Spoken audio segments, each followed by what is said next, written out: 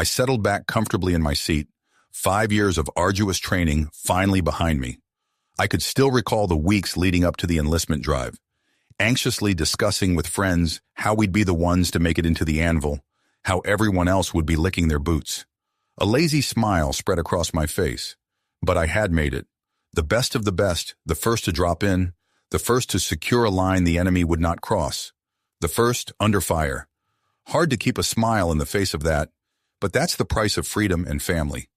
I would throw myself headlong into the bloody maw of war so that those behind me would need only stand their ground. Mom broke down when I told her how well I'd done.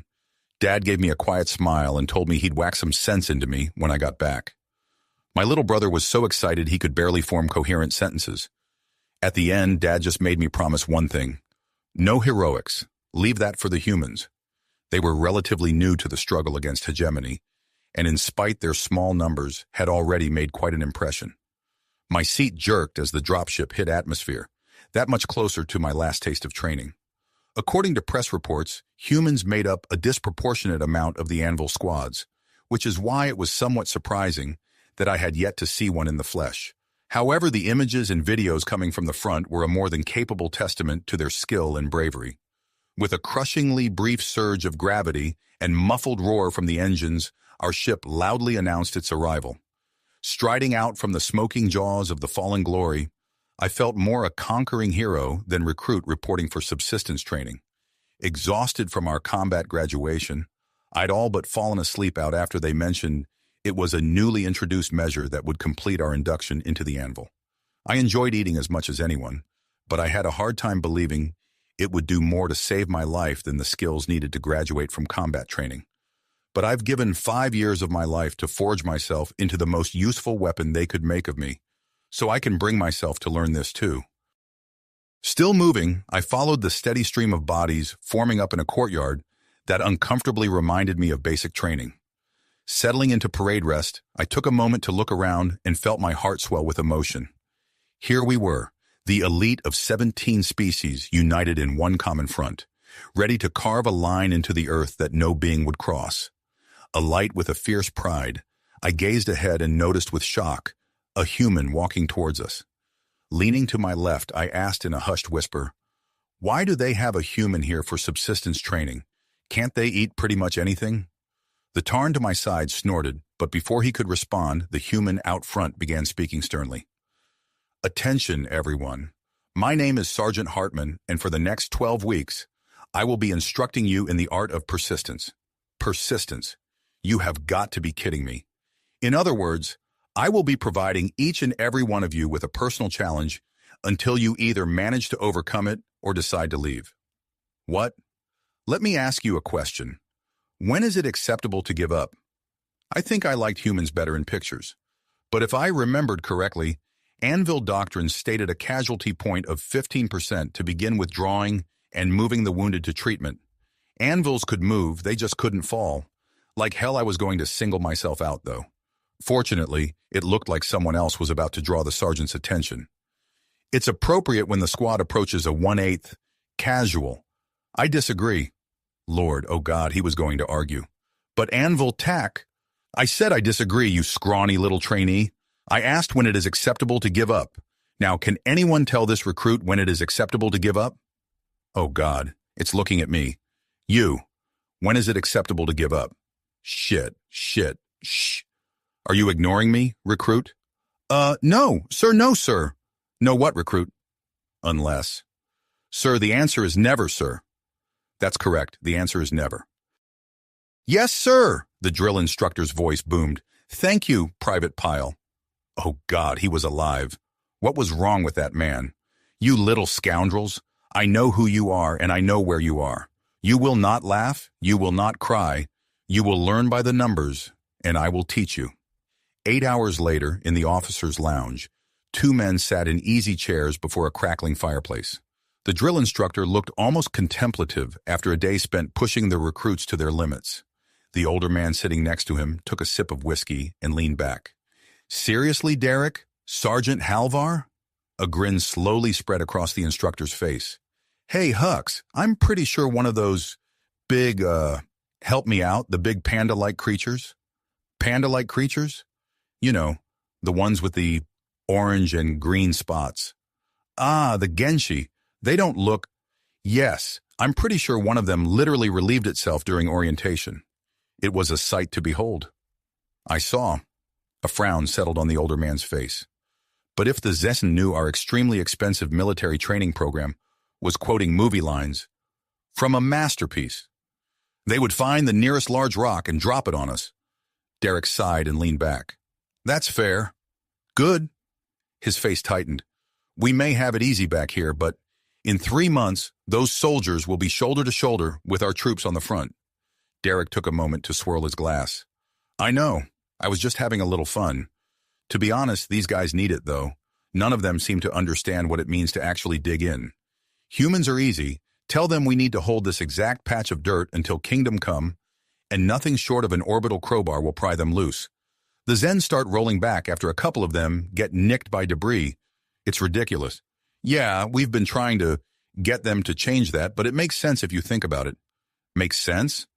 Derek pulled his face back into the drill instructor's scowl. When is it? Quiet, listen, almost every species reflects the evolutionary path they took to sapience. From there, the time it takes to develop technology is nothing evolutionarily. The beginning forms the anchor for a species. A pause. Your point? Humans weren't the only ones to practice pursuit predation, but we were the only ones to use persistent pursuit predation. If we gave up on a long hunt after burning hundreds or thousands of calories, we would perish. Right. For us, it was all or nothing. We found a target, set a goal, and followed it to the ends of the earth. That understanding was seared into every human who wanted to survive, who did survive. To give up is to die. Personally, I grasp the appeal of the staying alive group, but that's good. I may need to use that. Right, we do. So stop dicking around and teach them what it means to hold on until their fingers break. Spilling his drink, he snapped to attention. Understood, sir. Damn it, Derek, not in here. I yearned to go home. I am not the elite soldier they told me I was. I do not deserve the shield on my uniform. After 5 long years of training, Sergeant Halvar stripped away my ego in less than 2 weeks, revealing the truth. I would never be good enough for the anvil. Today was to be our second persistence training challenge, and I would not fail again. I would not return home in tears. I entered the administrative building we had run by so many times. Instead of the opulence of a Zen command, I was surprised to find a utilitarian room edged with screens and pulsing with urgency. Clerks rushed between desks as troop movements constantly updated across the walls. A single staff sergeant was at the center of the chaos. Suddenly it dawned on me that he was the third human officer I had seen. Where were all the humans? I could see it in his eyes immediately. You won't then. Very well. Follow me. He knew I was of no worth. Still, it hurt more than expected. I followed him past the chaos of the information center, the staff sergeant briefly locking eyes with me. They all knew. 2 knocks, and I was ushered into another room. He leaned in. Another one for you, sir. With that, he turned and left. Silence. The colonel gazed across his desk at me, fingers steepled. Like the rest, exhaustion was etched into his very being, but there was steel in his presence, a subtle pressure pushing back against the world. All the words I had thought would steady me fled. Finally, he gestured. Have a seat. I sat. He scrutinized my face. We've never officially met. I am Colonel Vala. As you're aware, I run the Crucible. What brings you to my office during mealtime, Private Kell? I closed my eyes. I can't do this. I don't deserve this. I opened my eyes and saw all trace of good humor evaporate from him. You don't deserve this? He drawled out slowly, questioning. I nodded. You don't think that you deserve the punishment of being the first anvil unit trained by humans? No, I don't deserve this. I'm not good enough. A sudden heat entered Huxley's voice. This very second, the only things keeping the hegemony from burning this system are less than 300 some brave soldiers. His eyes bored into my skull, from which thousands of vital assets were pulled to give your anvils a chance in hell. The room seemed too small, and the colonel towered over me. Anger burned openly through his face and words. Our men are dying, And you think you're too elite for this kind of treatment? Too elite? What? I should be on the front line, not baby side. No, I don't deserve to be trained by you. I'm not good enough. How could he have thought I felt above it? All I've done is fail. At my outburst, Huxley froze for a second, surprise written plainly across his features. Why did I interrupt him? I'm so fucked. And then he burst out laughing. What is wrong with humans? The intense anger dissipated into a more open warmth. I've had 12 people come to me today to complain about conditions here at the Crucible, and you are the first one who understands. The colonel reached under his desk and pulled out 2 glasses. Sir, I don't know. The only thing I understand is that I can't reach your expectations. I looked at the floor. I've never been able to meet drill instructor Hartman's expectations on my own. Colonel Valla looked thoughtful as the cork came free with a soft thoom, and he let it gurgle into each glass. Then you've misunderstood the point. You are an elite soldier. We aren't here to make you a better marksman, or tactician, or demolitions expert. We don't have you doing PT to make you better in hand-to-hand combat, though you will be. I still don't understand. He pushed a glass across to me. We are here to show you that no matter what you thought you mastered, you can do better. You are here to learn that you are never just good enough. I took a hesitant sip, heat flowing down my throat as he spoke. And if you give up now, you never will be. It felt like the room was spinning. But sir, all I've done is fail. I don't see how I could meet your standards. At that, he smiled. A true master will fail many times, but a failure is one who gives up after a single setback. The colonel paused for a moment as a weight settled back on him. Now get out of my office, Private. If you want to quit and go home to die, you can, but I have limited time, resources, and a war effort to support. I scrambled up and made it to the door before pausing. Do you really think I could pass tonight's persistence training? Unbidden, hope filled my words. He snorted. Of course not. You're almost certainly going to fail, but when you do, you'll learn something. Now get out of here. Stepping out into the sun, I felt like my world had been flipped upside down from just 15 minutes ago. Maybe I wouldn't be the best, but maybe. Private fucking Pyle. Oh dear. What were you doing in that building, Private? Now I'm in trouble. Sir, nothing, sir. Were you trying to steal my job, Private? Sir? Do you think you can yell better than me? Sir, of course not, sir. The thought of outperforming Hartman in yelling was terrifying. Oh, good. May I be in charge then? What on earth? Sir, yes, sir. Well, thank you very much. Now, what the heck were you doing in that building, Private Shitstain? Sir, this recruit was trying to give up, sir. He stared into my soul. Private Kell. In 13 days, those words were somehow the 2 most frightening things I had heard come from his mouth.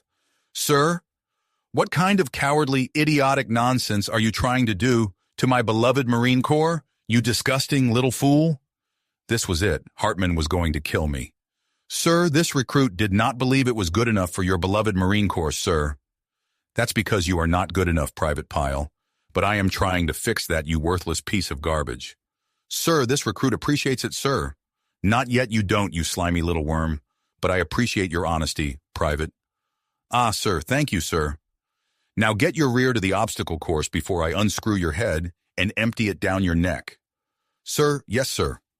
Sweet mother. Heart pounding, I ran towards the obstacle course. For the life of me, I didn't understand why we didn't just throw Hartman at the hegemony and come by later to clean up the bodies. Persistence. Challenge. Sure too. All right, scumbags. Hartman had arrived a bare 5 minutes after me, walking by without a second glance. Looks like I get to maintain my tenuous grasp on life, after all. This week's test will be both simpler and shorter than the last, so I expect you will be able to wrap your tiny little minds around it. This feels like a trap. Things involving the drill instructor tended to either be simple, like pain and suffering, or short, like the amount of time he expected us to survive. Not both. The enemy is directly behind you, and if you do not haul your rear across this course, in 10 minutes or less, you will be shot repeatedly. Seriously? With stun rounds, don't get your panties in a twist. I suppose that's better, but still. And what the hell are pa... Now run, maggots! I was quickly overtaken by a determined Indalian. Righting myself, I noticed Hartman assembling an uncomfortably large rifle off to the side. He made eye contact and winked. Oh, no way! I surged forward and bolted up the nearest section I could reach. For the first time, I could feel strength underlying the exhaustion in my arms, and hurled myself up the tower.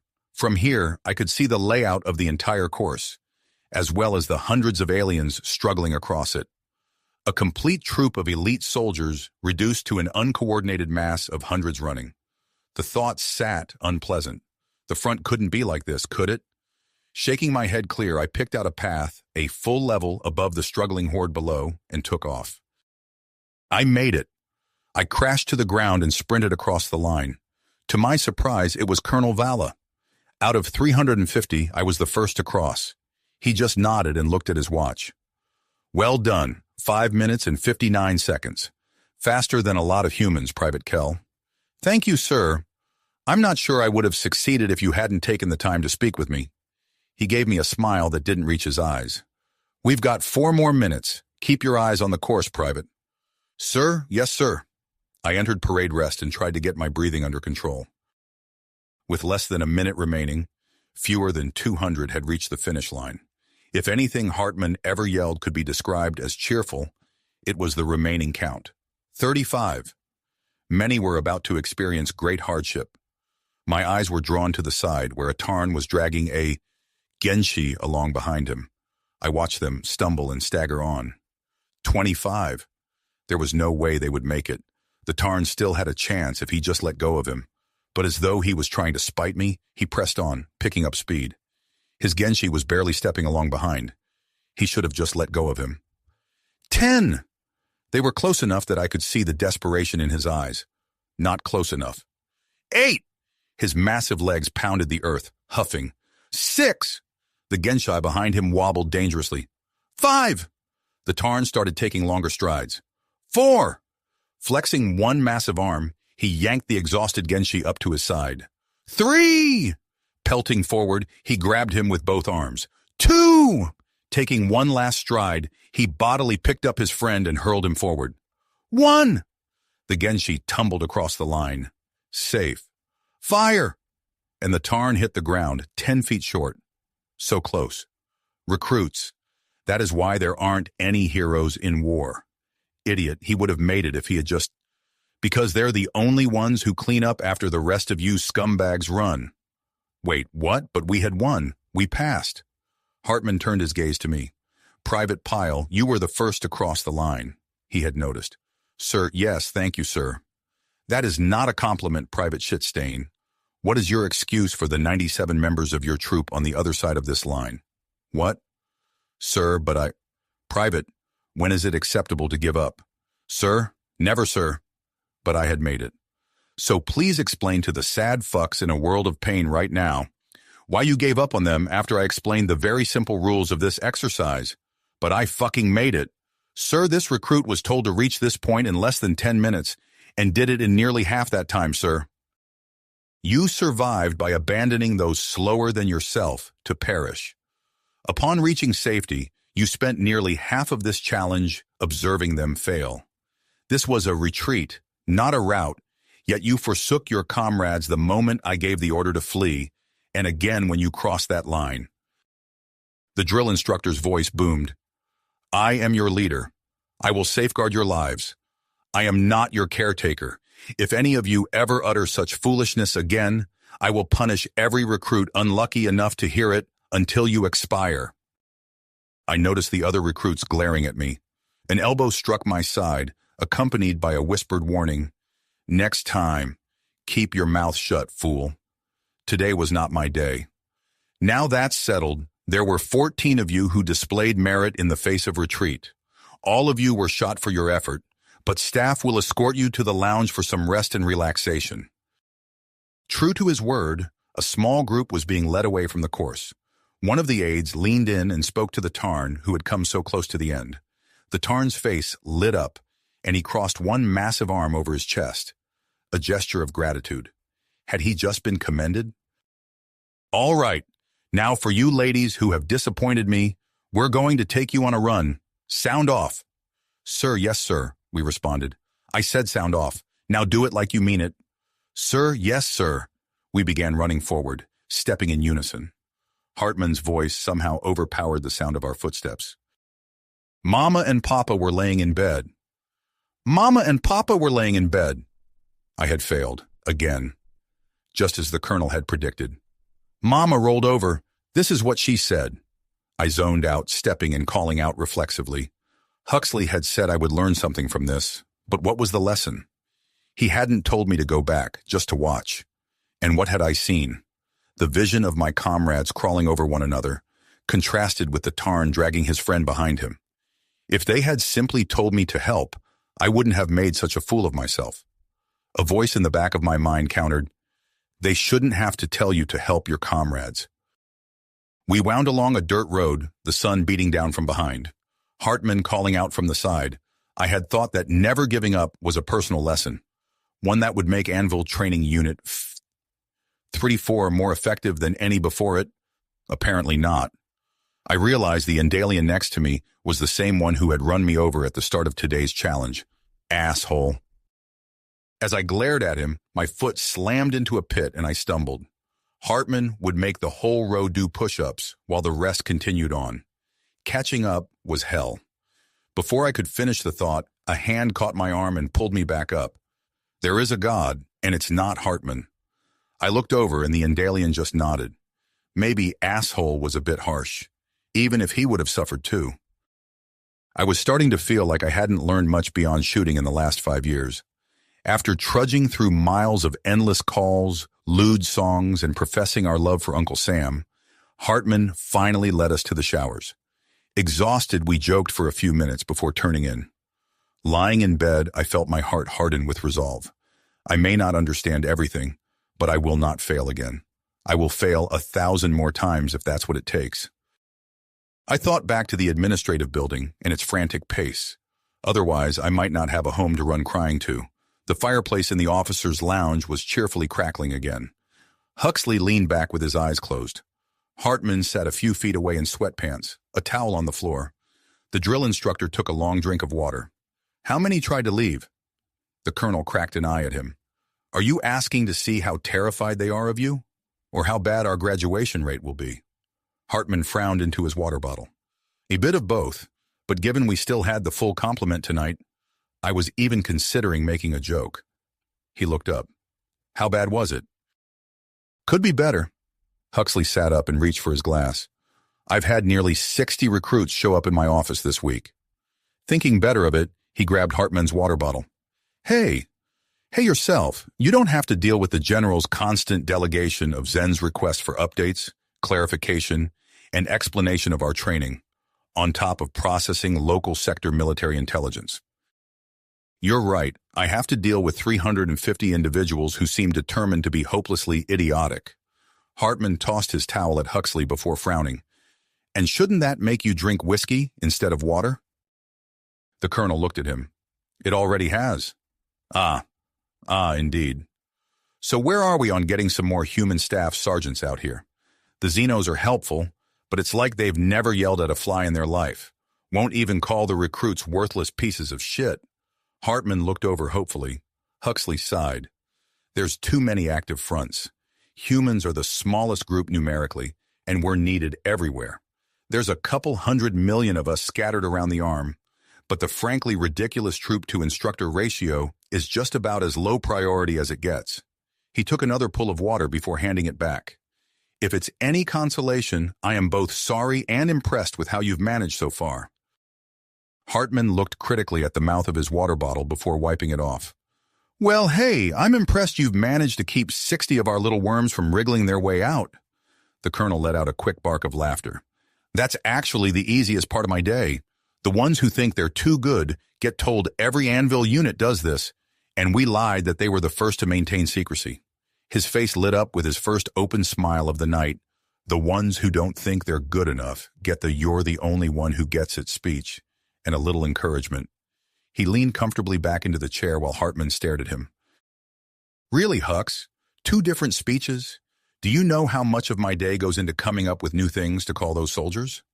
Huxley raised an eyebrow. That's a new one. Nicely done.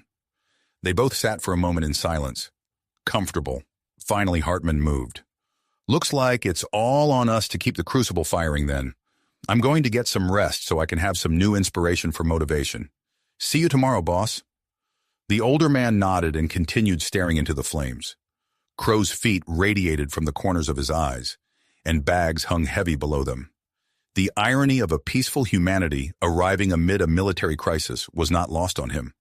Gray hair had marked his retirement, and now white strands protested his return.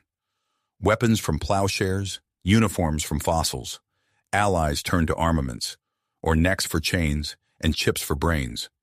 With a sigh, he got to his feet and tossed the remnants of his drink into the fire. Walking away from the sizzling flames, he steeled himself for another 2.5 months of endless 16-hour days. 3 months, and maybe they'd have some reinforcements worth a damn.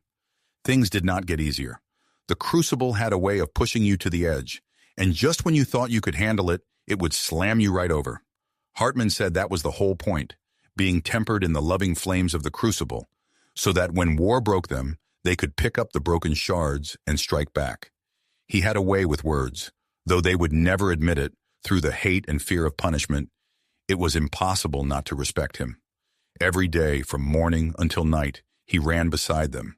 Every step, every mile, pushing them to be better than they thought they could be. He had made them stronger than they ever would have been otherwise, though his method was extreme. Contrary to expectations, we did not trade our rigorous daily PT regimen for more combat training. True to form, Hartman simply had us do both. Push-ups, pull-ups, sprints, targets, miles, grenade throws, hiking with heavy weapons loadouts, followed by artillery practice. Disassembling and cleaning our weapons was broken with jumping jacks and push-ups. There was a shift, though. Failure was now more often met with intensified training, rather than Hartman's indifferent dismissal. A sense of pressure was creeping into the crucible.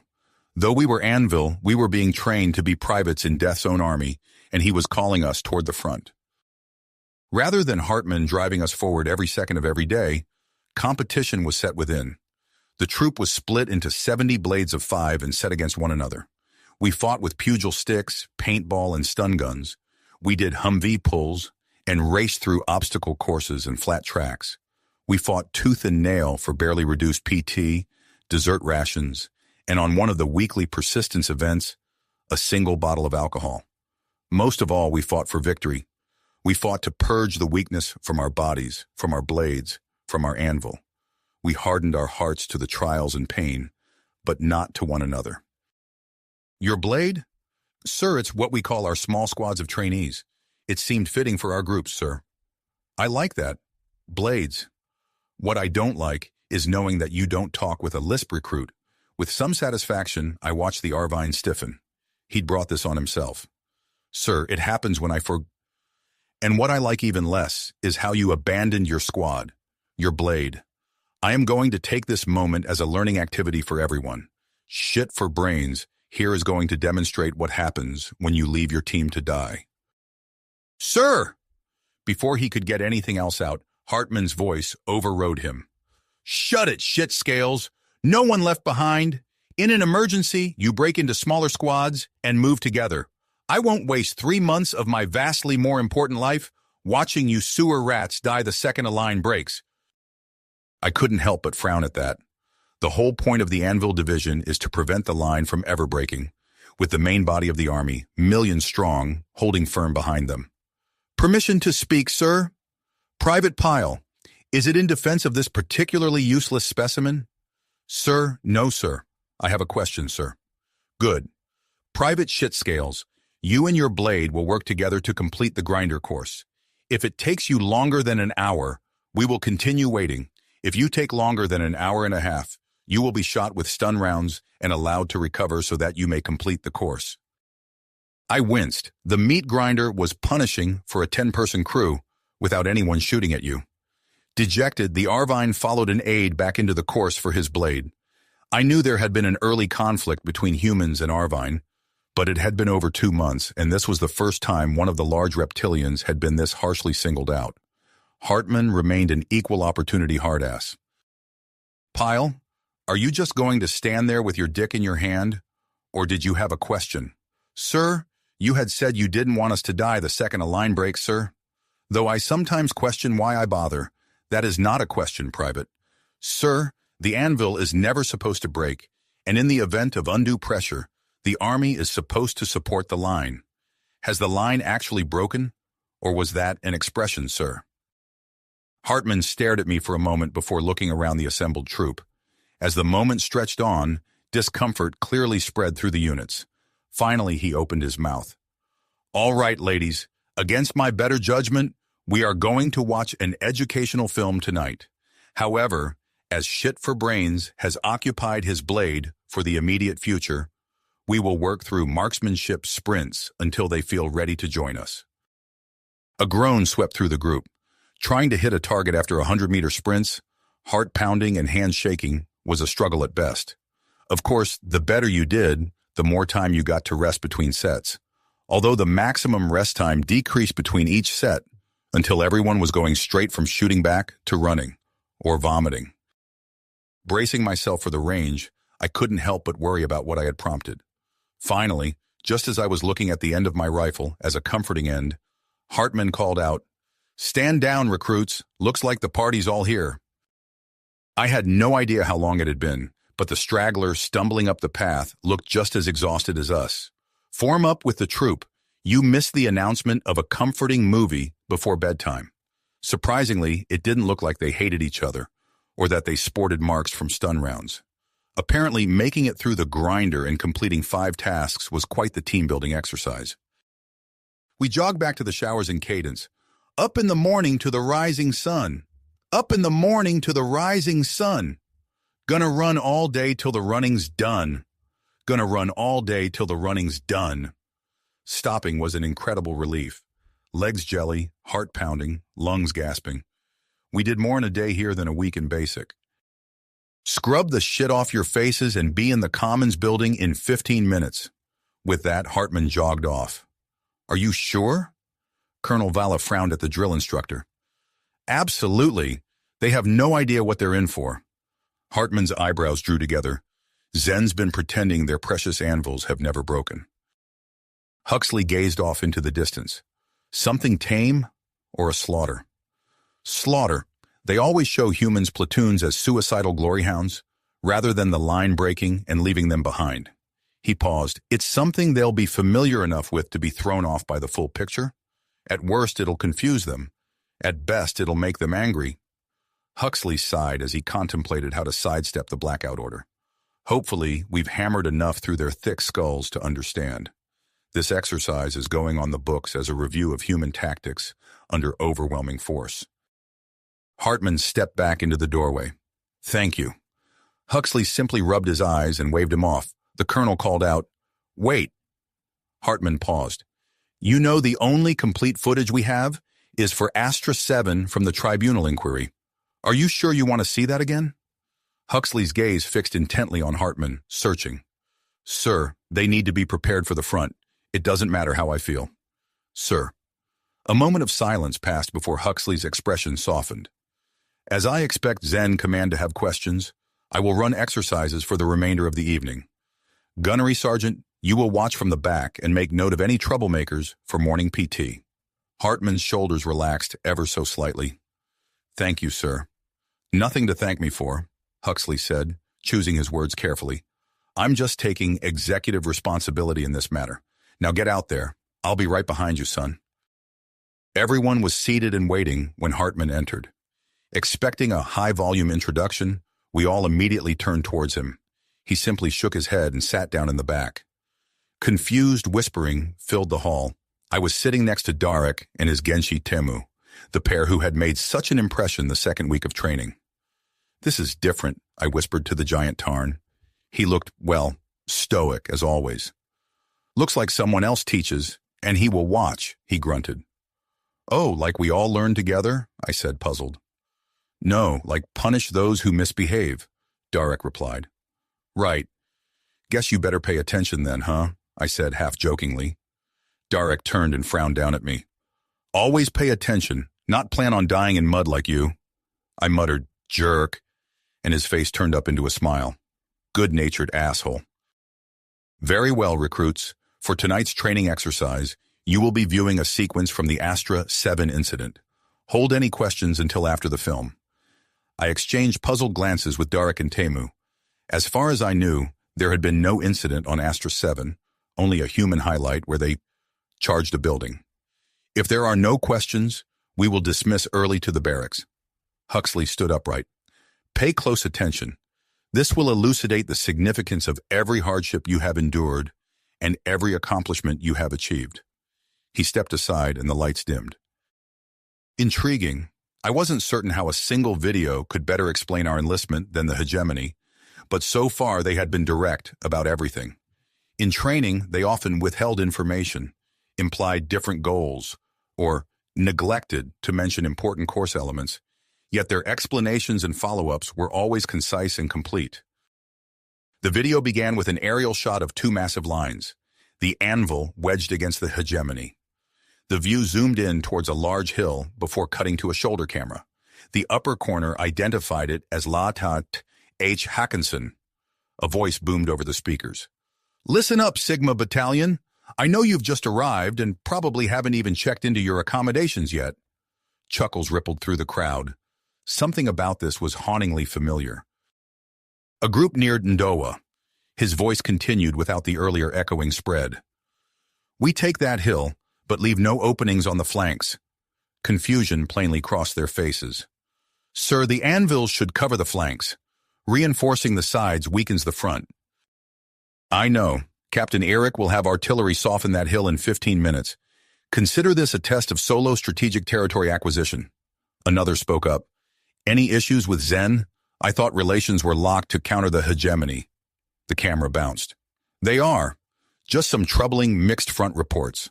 I haven't seen it, but their anvils may not be as solid as they seem. Time's short, keep it together. And Charles, flatten that hill's top. My heart sank as I realized why they showed us this. The view cut back to Lieutenant Hawkinson before speeding through the next minutes. High-pitched fwhips and tinks echoed as the battalion organized and rolled forward. The recording halted abruptly.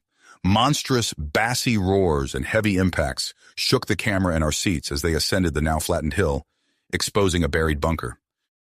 I recognized that broken, burning bunker. Only 40 were in that video. Hawkinson yelled over the pounding artillery. Johnson, right! Hartman, behind me! The view jumped to Sergeant Hartman. 67th, follow up. Weapons hot, we take the bunker. I shared a worried look with Darek and Temu. How had we missed this a year ago? LT, they're fucking pulling back! Our view turned to the side of the hill, where the anvil, hundreds of the best, were rolling back. Hawkinson shouted over the whistling impacts. What? They're fucking pulling back! The next part I'd seen before. They charged the bunker under fire from the front and side. What I hadn't seen were the wide views, the hundreds of others, the bloody gore, the dispassionate carelessness with which death tore them from limb to limb. The glimpses of the supporting anvils not just retreating, but sprinting from the front. Horror welled up, followed by anger. Those bastards. Our glorious anvils trampling each other in their drive to escape what was rapidly becoming a rout. The pressing hegemony forces slowly encircled the base of the hill, completely cutting off the battalion. They finally blasted into the bunker, taking fire from three sides now. Casualties were dragged into the interior where medics ripped open uniforms and cauterized wounds. Squads kept running out to grab the wounded under cover of heavy weapons, while others cut deeper into the bunker. We'd been told we were glorious in war, that there was glory in war. The recording abruptly sped up, jumping between Lieutenant H. Hawkinson, Sergeant D. Hartman, and Sergeant A. Johnson. Days flashed by, lives erased moment by moment. The standard field rations dwindled and vanished. They rigged stoves from plasma batteries and cooked alien flesh. A strange voice whispered in the back of my head, "Now that's subsistence training." Numbly, I watched them struggle ceaselessly against the crushing maw of death as more and more of them were cut down. Finally, the recording slowed somewhat, and in the middle of the night they burst from the bunker. Those 40 heroes, survivors, sprinting from their refuge back to safety, to traitors. In a final act of spite, the wall remained closed until they detonated one of the anvils. Zen forces just ran from the gap, from what they thought was the enemy breaking through. Mercifully, the video cut and the lights came up. A deathly silence fell across the hall. I glanced towards the back and noticed Hartman had departed. The colonel strode back onto the stage, staring out at us, daring someone to speak. When no one moved, he broke the silence. To confirm for the slower members of this troop, that sequence was from Sergeant Halvar's previous deployment as a squad leader in the Pegasi campaign. It was the first major advance combining human and Zen coalition forces. It was a disaster with a 95% casualty rate. Does anyone have any questions? No one stirred. His gaze pinned us. All right. Can anyone tell me what went wrong there? I cleared my throat and his eyes snapped to me. Taken aback, I nearly stumbled over my words. Sir, they gave up, everyone except the humans. Hartman, that they did. The heat in his voice brought me back to his office, trying to quit, to run away. Do you all understand the cost of giving up now? Of leaving your troop behind? Does your time here make sense? His voice rose to a shout. Sir, yes, sir, we roared back. Silver-haired, he barked. Are you thankful for the suffering you've endured? Sir, yes, sir. At the unforgivable truth. Are you thankful for the strength that Instructor Hartman has given you? Sir, yes, sir. At the sins of our heroes. Are you thankful that in 1 week you will ship out and prove your worth to humanity? Sir, yes, sir. For the vengeance of our human brothers. Good, his voice cracked. Dismissed. Safely shrouded in darkness, Hartman listened to them call out. Unbidden flashes of memory burned through him. The pounding artillery so close the pressure waves hammered his chest. The blinding light of plasma spray. The look of shock before a laser burned it off. He could smell the eye-watering stench of burned flesh. Taste the ozone from constant laser fire in that suffocating bunker. The screams of men he'd trained with rang in his ears. The stark terror of having no control and men to lead. His heart pounded as he realized there was no way to save them, no escape from this hell. Gravel crunched towards him. The mellow scent of whiskey floated up from a glass, and a weathered hand settled on his shoulder, an anchor in the dark. Slowly the phantoms retreated, the soft chirp of insects coming back into focus. A gentle breeze stirred the trees, and muted laughter drifted from the administration building. A joint cracked as the colonel dropped next to him. In silence they sat, scarred and not quite unbroken, but unbowed, unconquered. The war moved on, but their fight would never end. The peace they sought was not for themselves. All they could do is try to give others the strength to survive before war broke them too. The next morning was different. As usual, Hartman burst in at OZ 500 beating on a metal garbage can, only to find the entire barracks awake and at attention. He lowered the nightstick with open disappointment. What's this? 3 months of my hard work, and today is the day you scrubs decide to be less useless? Sir, permission to speak, sir. A single voice called out. It had been decided the night before. You have my attention. Sir, we wanted to thank you for your service, sir. Hartman's eyes narrowed. Surviving is not worth thanks. Not giving up in the face of overwhelming force is what we expect from you. Have your ears been full of shit this whole time, recruit? If possible, it seemed as though the recruit stood even straighter. Sir, no, sir, we meant your service here at the Crucible, sir. The room took in a breath together. Sir, thank you for saving our lives, sir. Thank you for saving the lives of our squad mates, sir. There was a moment of silence as Hartman looked around the room. For the barest fraction of a second, I thought I saw the corner of his mouth turn up into a smile. Don't thank me yet. You dickheads barely survived me, and I wasn't even trying to kill you. Classic Hartman. Still, it was only right. Sir, we also request permission to orient the next troop, sir. These recruits believe that our actions will explain more fully than words, sir. Private, are you requesting permission to engage with those even more worthless than yourselves? The officer inquired. Sir, we are asking to crush them into the ground, sir, the soldiers replied. Hartman paused for a moment, then declared, Consider this your graduation celebration. Now move out. Today is leg day. Inwardly, I sighed. Every day this week had been focused on leg exercises, but we had achieved our objective. We would be the ones to show the next unit the true power of the crucible. The following days passed quickly. Hartman maintained the relentless pace, and so did we. Understanding the necessity of something does not equate to comprehending it. Now, we truly grasped the situation. Not only had we witnessed the consequences of failure, but we also saw how harshly the hegemony exploited any weakness in the anvils. The reason human forces were so scarce was that they refused to rely on Zen support, concentrating instead into primarily human lines. We were to be the bridge between. The hegemony had observed that lines with a higher proportion of humans held more aggressively and successfully than the rest, and so they focused their efforts on those points, aiming to destroy them. More often than not, the adjacent anvil would retreat under the withering fire, exposing the entrenched human forces. The hegemony would then ease the pressure on the anvils to concentrate on pummeling the humans. On several occasions, entire human divisions were swallowed by the advancing hegemony forces, as the anvil withdrew enough to allow encirclement. While this tactic sometimes crushed battalions, it proved less effective against larger regiments. As one notorious brigadier general famously remarked, "We've been looking to engage the enemy for some time now. We've finally reached him. They're on our left, on our right. They're in front of us, and they're behind us. They can't escape this time."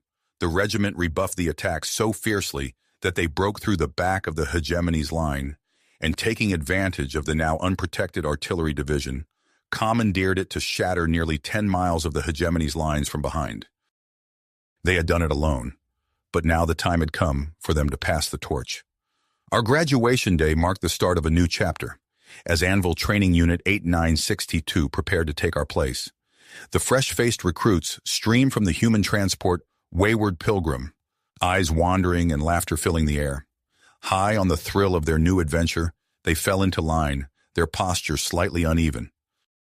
Sergeant Hartman strode to the front, his voice booming. "Listen up, scum!" The recruits straightened, staring at the imposing figure before them. "I am Sergeant Hartman, and for the next 3 months, I will be turning you into real soldiers." A ripple of unease passed through the ranks as the sergeant continued his tirade. "Some recent graduates have graciously volunteered to show you what it means to have your head out of your ass." On cue, we marched over, our movements sharp and precise, ready to demonstrate the transformation they were about to undergo. Hartman turned to us, a faint grin tugging at his lips. "Have fun, ladies." With that, he walked away, leaving us to face the new recruits, who eyed us with growing discomfort. His eyes widened. "Recruit? I am a bar—" I interrupted him. "Because you clearly can't keep your mouth shut." His mouth snapped shut. "Good. Recruit, we have one question for you. When is it acceptable to give up?" He glared at me, mouth stubbornly closed. "Come on, just answer so we can move on. Unlike your extracurricular activities, you are currently both encouraged and expected to open your mouth at this moment, recruit." The silence stretched on. "Well, that's unfortunate." "Nothing." What would Hartman do?" I looked around. "Looks like the rest of you are going to have to find a new girlfriend, as someone has finally learned to keep their teeth together. Now, can anyone help this recruit figure out when it's acceptable to give up?" "What the hell? Why won't anyone say anything?" I focused on another recruit, clearly avoiding eye contact.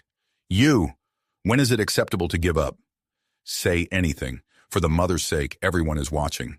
"Are you ignoring me, Recruit Sewell?"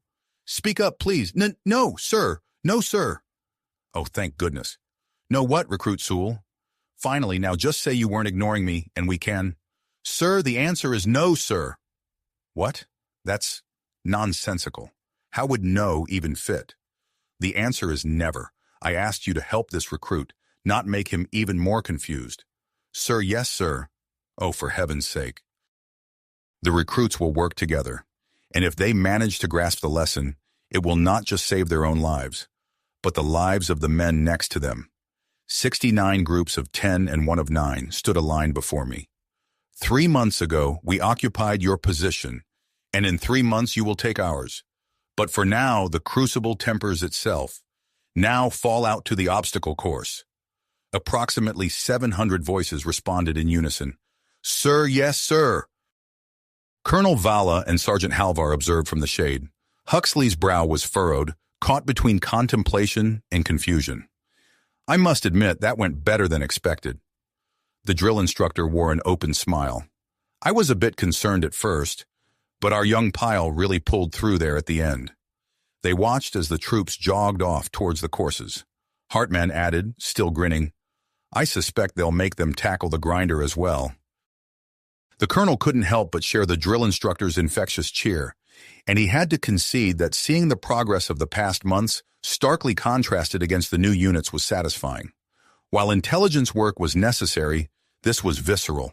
Hartman had been given raw material and had relentlessly shaped them into something sharper and stronger, something complete. Regardless of how they were divided, they worked seamlessly and tirelessly. Since medical had pulled him from the front lines, this was the happiest Huxley had seen Hartman. You've done an exceptional job with almost no resources, Huxley said to the sergeant. We're fortunate to have you as a drill instructor. Hartman watched contentedly as they pulled a recruit who had stumbled from formation for push-ups. Well, someone has to keep them alive, and they certainly weren't going to do it themselves. They stood in silence for a time, simply observing. Hartman's giddy expression reminded the colonel of his children on long-past Christmas mornings. He closed his eyes and drifted for a moment, absorbing the warm breeze, the distant yelling and pounding of feet, allowing the last peaceful moments of Anvil Unit 53 to wash over him. Huxley? He opened an eye. Yes? Hartman turned to face him. If Pyle makes it through his deployment, we are offering him a job. Huxley opened his other eye and looked over to where Pyle was chasing a recruit through an obstacle course with a pugil stick. It was impressive to see him hurtling along right behind the clearly terrified recruit with just one free hand. His training seems to have aligned with your approach, which is advantageous. However, once they step foot on that transport, we no longer have any control over them. They both frowned for a moment. Hartman spoke first. Well, I made them, so it is officially your responsibility to figure out how to keep them. Give Zen a fancy name and say they're experimental or something. They both stood there for a moment. In that case, the colonel paused, I suppose you could be looking at the first... He trailed off. Reapers? No. Orbital drop shock troopers? Huxley just looked at him. They're ground troops. They deorbit in a transport shuttle and then man a mobile wall. Fine. Thor's hammer? Huxley shook his head. No, but... Anvil. They'll still be deployed with a barricade. It actually makes sense. First Anvil. The drill instructor stretched it out, tasting the words. Solid. Better not break. Hey, you made 'em. Huxley shrugged before walking back towards the administration office to make some calls. And don't you forget it. So you know, they're doing pugil sticks in 2 hours, which should be fun, and then official graduation is in 8, which you should probably be at, since you're speaking. Huxley waved him off without looking back, while Sergeant Halvar turned back to the spectacle that was occurring on his course, a simple smile on his face. With the formalities complete, Colonel Vala stood behind a podium, his voice amplified to reach every individual present at the ceremony. He took a breath and began. Today, you have each taken a great step forward. Gesturing to the dejected troop, he continued, For those who have just joined us, you have learned that the path you envisioned is far more arduous than you had anticipated. Turning his attention to the departing soldiers, he said, For those about to leave us, you have seen how far you have traveled. Recognize that this path will never truly end. You will always be able to improve, to achieve more, and you will always be aware of that opportunity. We have watched you struggle and grow for 3 short months. We know that no matter how many times you find yourselves beaten to the ground, so long as there is breath in your lungs, you will get back up and push on. Leaning forward to grip the edges of the podium, he continued, We have not prepared you for the realities of war, for nothing can truly do that. Instead, we have equipped you with the tools to endure it and the awareness to employ them effectively. You will find yourselves in situations you are not ready for. You will be forced to make difficult choices, and you will have to trust in yourselves and your comrades to overcome whatever adversity may strike. Anvil Training Unit 5334, you came to us as skilled technicians of war, but you will each step on that transport not just as soldiers, but as weapons. You will be formidable. With the tools at your disposal and the support of your comrades, you will demonstrate the artistry of skill and the strength of will required to break the hegemony's shackles. Leaning back slightly, he paused before moving on. There is one last thing we have to give you. You came here as anvils, but in the fires of the crucible, you have become more. You have been tempered by a pressure that no Zen force before you has endured. A grin pulled at the edge of Huxley's mouth as the colonel continued. As such, your troop has been officially inducted into the United Earth Forces as an attached unit. You will be deployed at the side of humanity.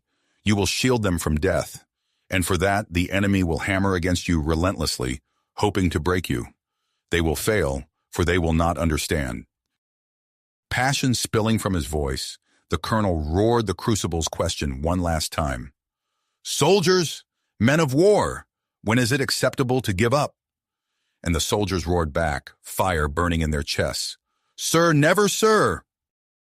Looking out at them with steel in his spine and strength in his eyes, the colonel nodded.